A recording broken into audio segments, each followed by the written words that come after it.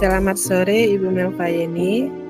Selamat sore Bu Eka, gimana kabarnya nih? Ya, alhamdulillah Bu Yeni sehat dan masih tetap semangat. Tadi dengar-dengar mau cerita ya. Kira-kira mau cerita apa nih? Boleh silakan. Iya, sebetulnya Bu memang sengaja ingin bercerita dan mencari Ibu Yeni tadi dari berbagai permasalahan yang saya hadapi di dalam kelas Bu Yeni. Oke, boleh, nggak apa-apa Bu Eka ceritanya, tapi mungkin nggak lama ya Bu Eka, sekitar 15 atau 20 menit lah, saya nanti ada kelas lagi. Silakan Bu Eka. Ya, terima kasih Bu Yeni. Terima kasih Bu Yeni telah meluangkan waktunya untuk saya bercerita. Mungkin bisa jadi dianggap itu curhat ya Bu Yeni ya. Nah, di sini saya di kelas yang saya ambil, saya mengajar di kelas 5 Bu Yeni. Kebetulan di sini saya juga guru baru di sekolah yang sekarang. Sebelumnya saya mengajar di sekolah swasta. Nah, baru beberapa bulan ini saya mengajar di sekolah yang baru ini. Nah, dari beberapa yang saya ambil kesimpulannya dari 2 bulan saya mengajar di sini Bu Yeni, saya memperhatikan setiap harinya bagaimana keadaan murid saya, bagaimana kondisinya. Nah, di sana saya menyimpulkan ada permasalahan yang terpikirkan bagi saya Bu Yeni, yaitu tentang masalah kehadiran siswa saya datang ke sekolah. Karena saya memperhatikan setiap harinya tentang masalah kehadiran anak. Nah, di sini dari setiap harinya saya di sekolah, masuk kelas, dan kemudian mencek kehadiran anak saya. Nah, setiap harinya itu ada juga anak saya yang tidak datang ke sekolah Bu Yeni. Mungkin hal pertama yang saya apakan mungkin itu hal biasa. Mungkin anak ini memang sakit. Nah, dan kemudian setelah saya perhatikan hari demi hari dan minggu demi minggu sampai saya di sekolah ini sudah mengajar selama 3 bulannya. Dan saya jadi kepikiran. Nah, yang terpikirkan bagi saya di sini Bu Yeni masalah kehadiran anak saya yang sering tidak hadir.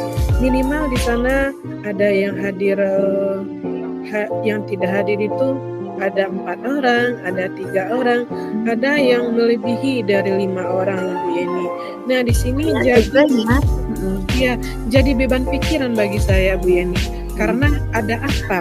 Nah, jadi pertanyaan besar bagi saya di sini, ada apa dengan anak saya? Dan setelah saya cek dari sekian anak yang tidak hadir, itu ada yang memberi kabar, kebanyakan ada yang tidak Bu Mel. Nah, di sini jadi bahan pikiran bagi saya, ada apa dengan anak ini. Nah, dari kebanyakan mereka tidak hadir, ada selama anak ini tidak hadirnya selama 4 hari tanpa memberi kabar kepada saya. Kemudian saya bertanya ke guru lain Bu Yeni. Nah, di sana saya dapat mengambil kesimpulan kalau saya bercerita ke guru lain, guru lain pun menanggapi dengan senyum. Nah, senyum ini maksudnya ada apa gitu. Lumayan juga. Berarti lumayan juga ya permasalahan Bu Eka. Dari cerita sedikit tadi itu dapat kami tangkap ya, berarti di sekolah yang baru ya, kalau dibandingkan dengan sekolah yang lama itu mungkin tingkat kehadiran siswa jauh berbeda dengan yang sebelumnya. Berarti dari yang kita bahas ini kira-kira apa nanti tujuannya Bu Eka yang Ibu Eka harapkan dari pembicaraan kita ini. Ya, mungkin dengan saya bercerita dengan Ibu Yeni nantinya bisa unek-unek saya yang selama ini yang masih terpendam dapat terlepas, ada beban pikiran saya yang terlepas, dan bisa nantinya mungkin Bu Yeni bisa memberikan solusi kepada saya apa yang harus saya lakukan setelah ini. Ya, baik sekali. Oke Bu Eka, dari yang dipaparkan itu berarti masalahnya seperti yang diuraikan tadi ya. Anaknya yang sering terlambat atau bahkan datang ke sekolah tanpa berita ya. Kira-kira kalau kita sebagai seorang guru ya, kalau kita apakah itu kita ranking ya atau kita apain dari angka 1 sampai 10, berarti dari kondisi yang ideal berarti di posisi berapa sekarang anak-anak Ibu yang di sekolah baru ini tingkat kehadirannya? Kalau saya lihat ini tentang masalah kehadirannya, mungkin kalau di rentang 1 sampai 10 mungkin anak saya ini yang di dalam kelas itu Ibu rentangnya mungkin 70 ke bawah atau mungkin bisa pasnya di angka 60 mungkin Bu Yeni. Karena apa? Setiap harinya itu mungkin ada kesalnya di hati saya Bu Yeni. Karena apa? Kalau anak itu tidak hadir, ada 4 orang, 5 orang, tujuan pembelajaran saya tidak tercapai gitu. Ya, berarti mungkin kita terbayang akan mengulang pelajaran lagi besoknya, atau mengulang pelajarannya akan lagi. Ya kemarin dia nggak hadir, ataupun kadang mungkin kalau ditanya PR, kemarin saya nggak hadir Bu, jadi dia bebas dengan alasan itu ya. Baik Bu Eka. Berarti kira-kira dengan permasalahan itu sudah ada rencana ke depannya belum Bu Eka?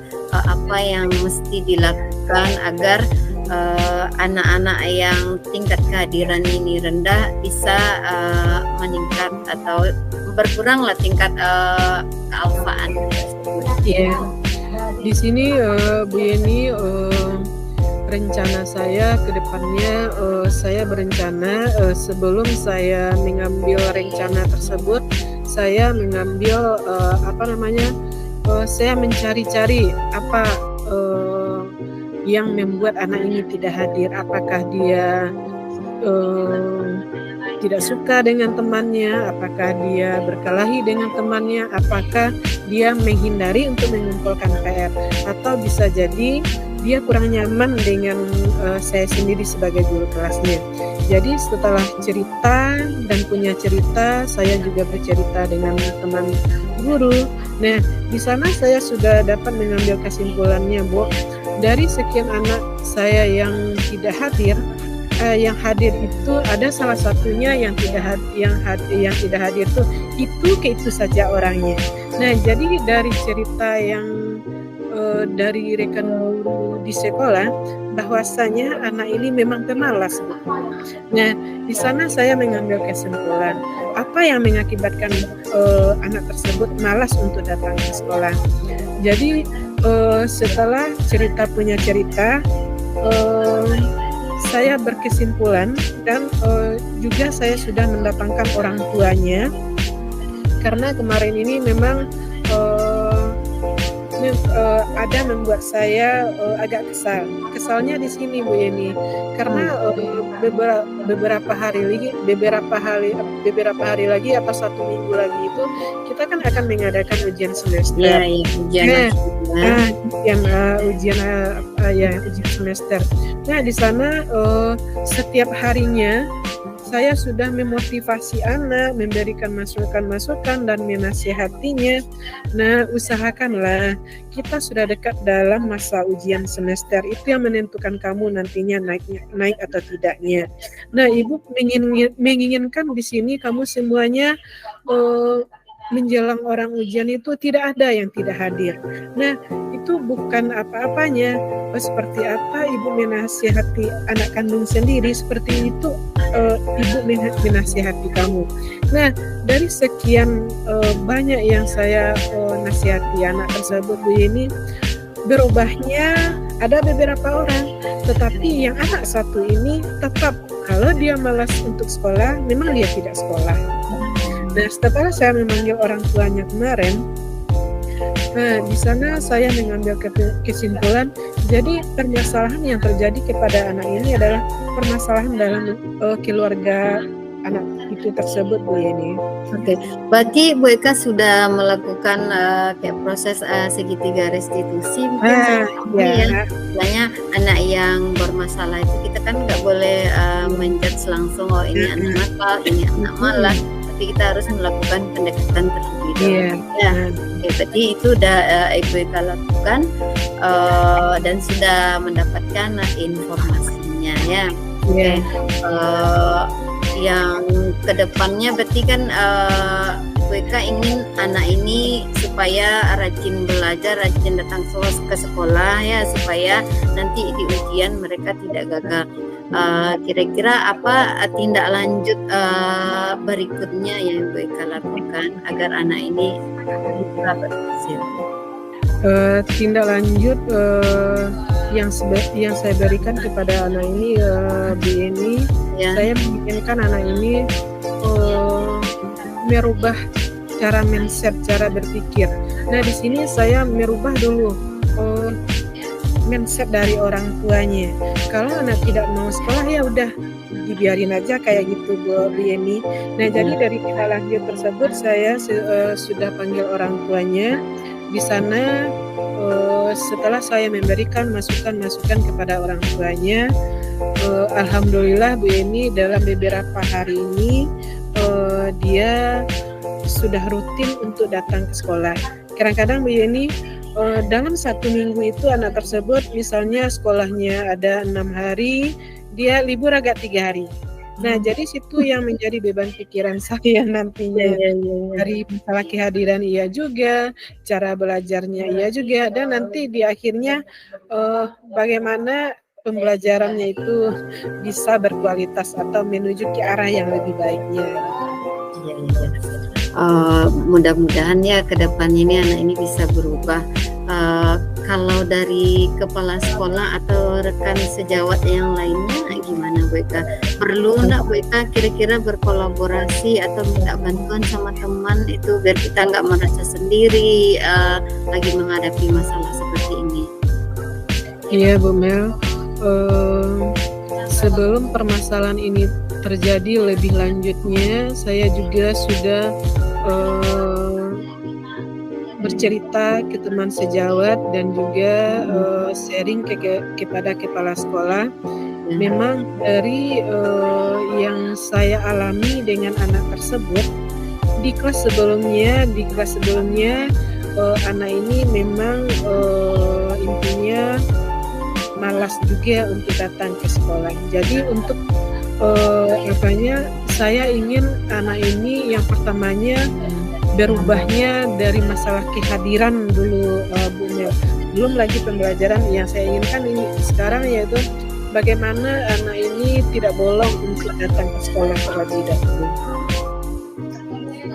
Oke, berarti alhamdulillah ya Bu Eka sudah dapatkan solusinya ya, dengan memanggil orang tuanya juga, kemudian meminta bantuan sama kepala sekolah.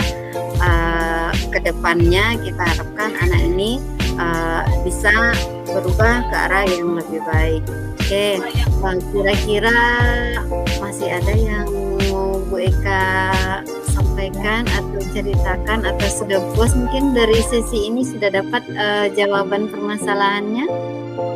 Ya Bu Mel, dengan saya bercerita dengan Bu Mel, saya sudah mengeluarkan unek-unek yang selama ini yang menjadi beban pikiran bagi saya Bu Mel. Dan saya juga merasa sudah senang, sudah lepas semuanya beban pikiran saya. Mudah-mudahan untuk selanjutnya anak ini masih berubah ke arah yang lebih baiknya. Ya, alhamdulillah ya Bu Eka. Mudah-mudahan tidak ada lagi nanti anak-anak atau siswa berikutnya yang mengalami hal demikian.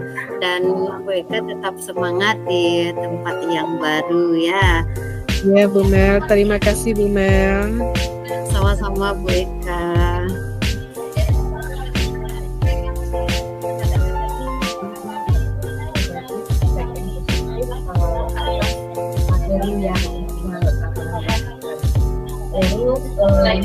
Tidak terdengar Bu Mel.